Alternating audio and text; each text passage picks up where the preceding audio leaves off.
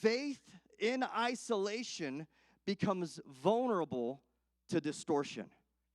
If you walk in faith by yourself and you keep everybody out, you can get a distorted type of faith. How do I know this? Because in Genesis 16, 1 through 3, at some point, Abraham did not share the faith and the dream with Sarah.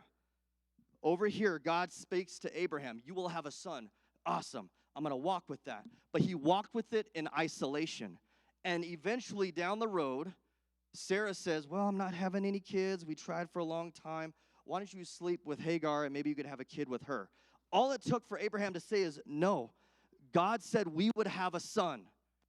But if he never shared that with Sarah, he allowed the isolation, that time, to sneak in and distort his faith. And he says, well, you know, it might be a good idea, you know. I think you're right. You really want me to go with Hagar? All right.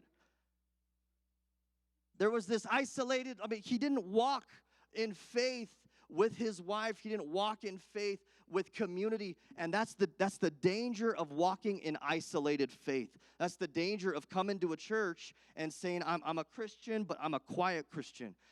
But I'm just going to walk. It's just my own life, my own thing going on. And if you have that kind of faith that's isolated, it is vulnerable to distortion.